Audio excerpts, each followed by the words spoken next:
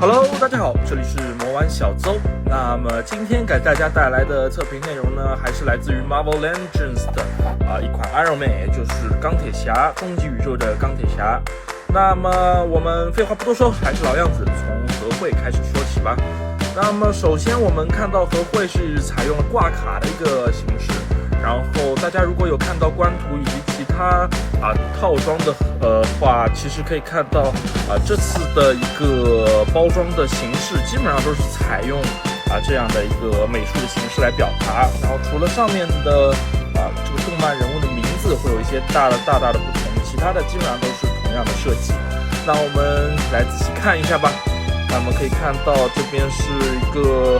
放说它的漫画，这是它漫画里面的一个封面的一本，然后每一套都有一本这样的漫画。这是 Iron Man 的一个名字，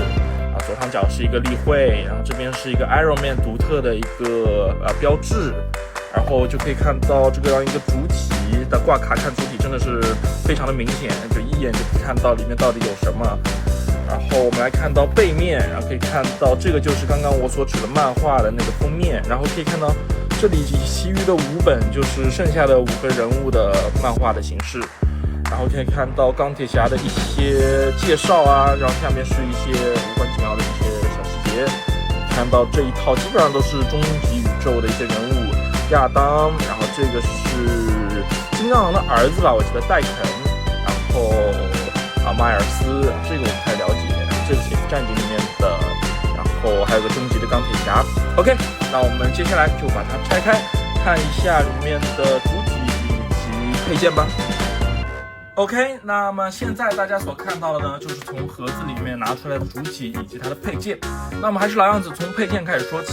那么这次除了他身上的一对握拳手之外，是给了一对握持手以及一对张开的掌心号的掌心手。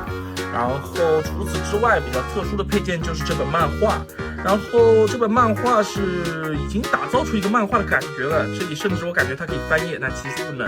但是由于它一个黑色的底色，所以它漫画上面打印出来的颜色会稍稍有些暗沉，然后上面会有一些比较粗糙的小颗粒感。但是远看的话几乎是没有任何问题的。当然买这个的话，如果你买齐6个，它会送你6本漫画，你放在一起还是比较不错的一个收藏。那么接下来也到了大家比较关心的，就是测评主体的一个环节。那我们还是老样子，从头开始看起。那么首先可以看到这次的头雕不同以往是采用了漫画里面的一个风格，就是比较胖的一个头盔吧。我个人还是比较喜欢这整套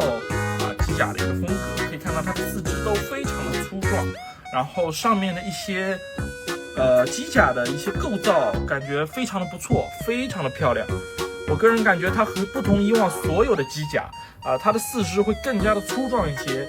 介于战争机器和正常的钢铁侠之间的一个状态尤其它粗壮的四肢以及上面一些机甲构造，待会儿也会给大家仔细的看一下。那我们接下来往下看，可以看到胸甲这边做了一个类似于 polo 衫那个翻领的一个设计，还是非常不错，比较好看。然后值得一提的是，除了头部的一些印刷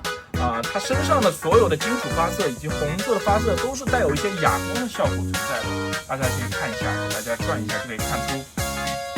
头部和身体有比较大的一个不同。然后我们继续往下看，可以看到腹部有一些小的一些纹理的塑造。然后值得一提，刚刚那个反应堆没讲，反应堆其实就是一个蓝色的喷涂，并没有其他任何的喷涂上的用心。那么接下来看到它的铁裤衩还是不错的，这个发色我刚刚讲过的也就不再提了。然后它机甲的一个塑造非常不错。然后同时到了腿部，然后里面是一些关节的塑造。再往下看，这个腿部的一些机甲的构造非常不错，双段的关节，这都是给到了双段的关节。然后手臂好像是，我看一下是双关节，是双关节没错。然后可以继续我们往下看，可以看到它机甲风，然后鞋子是和以往的钢铁侠有比较大的不同，是一个钢铁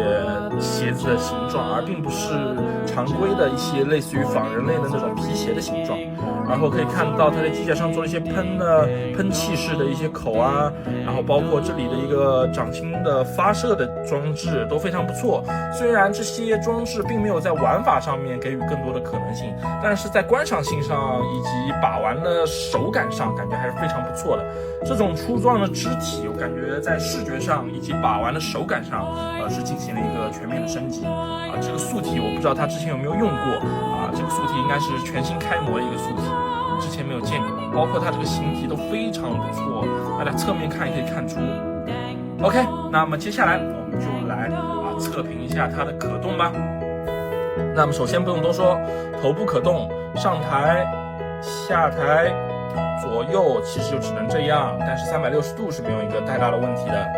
然后我们来看到它这样一个手臂的一个抬起，不会被肩胛有任何的设计就是限制，还是比较不错的。然后来看到这样的一个手臂弯曲程度，差不多是这样。然后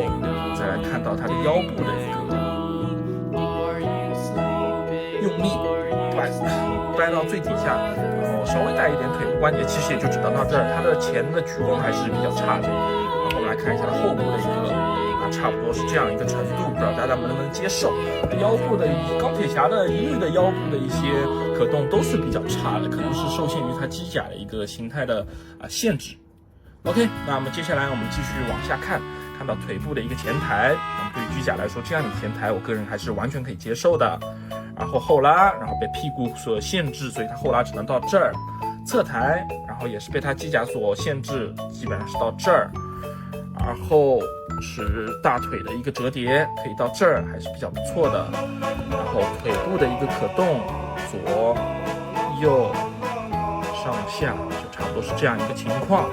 那么通过我对于可动的一个测评来看呢，大家对它的可动应该是有一个比较主观的一个了解了。